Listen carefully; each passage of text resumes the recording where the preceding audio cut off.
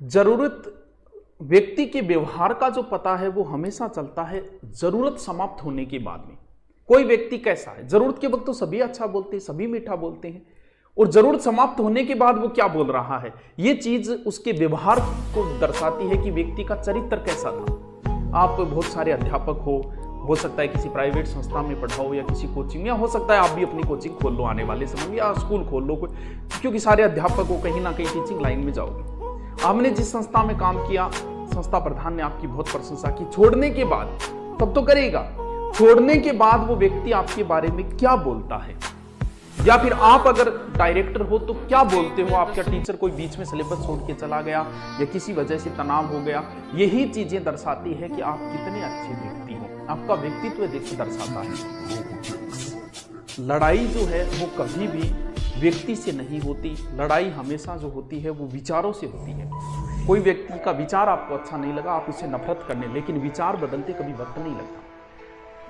एक बार छोड़ने के बाद उसी संस्था में वो अध्यापक कभी नहीं जाएगा अगर पीछे से तुम बुराई करते हो उसकी। ऐसा कोई अध्यापक नहीं बना जिसका एक भी फैन न हो। क्लास में हाँ किसी के ज्यादा किसी के कम हो सकते हैं, जैसे एक क्लास है, क्लास के अंदर 10 फैन तो उसके मिल ही जाएंगे। अब छोड़ के जा रहा है डायरेक्टर, वहां निंदा करेगा उसकी। दो तरीके होते हैं रोकने के, आप भी अध्यापक बनो तब आपके लिए बड़ा जरूरी है।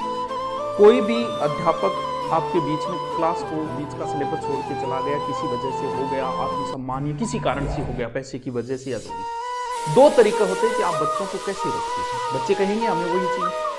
पहला तरीका जो 95% लोग अपनाते हैं, क्लास में जाके उस अध्यापक की बुराई करें, ऐसे था वैसे था, ये नहीं आता था उसको, वो नहीं आता था, भले वो 12 महीने से पढ़ा रहा वहां, अब निकलने के बाद उसको कुछ नहीं आता है। एक तो ये तरीका है जिससे आपका चरित्र दिखता है, आप कैसे व्यक्तित्व हो ये दिखता है। क्यों? क्योंकि अब जो बच्चे सामने बैठे हैं वो सुन लेंगे, लेकिन आने वाले समय में जिस दिन वो समझदार होंगे तुम्हें ही गलत बताएंगे कि देखो अध्यापक की निंदा की इसने। और उनमें से 2 ऐसे फैन भी होंगे जो जाके बता भी देंगे आपके लिए ये बोल रहे थे। अरे ये इस समय की लड़ाई है, 12 महीने बाद सिचुएशन अलग हो जाती है। लेकिन अगर आपने ऐसी हरकत की है तो आप कभी भी उस अध्यापक को नजरें नहीं मिला पाओगे जीवन में। हुआ ऐसा, सबके साथ होता है जैसे कि। दूसरा तरीका क्या है? दूसरा तरीका अगर अपनाओगे तो तुम्हारी अच्छाई ही फैलेगी। हुआ है, मेरे साथ भी ऐसा हुआ था। गुरुजी थे पॉलिटिकल के बीच में निकल गए थे, तो बच्चों ने वही कि हमें तो वही चाहिए। सच बता रहा हूँ, मैंने जाके सिर्फ इतना ही कहा बच्चों को, बच्चे सब समझते, मैं तो देखो किसी वजह से बीच में तनाव आ गया।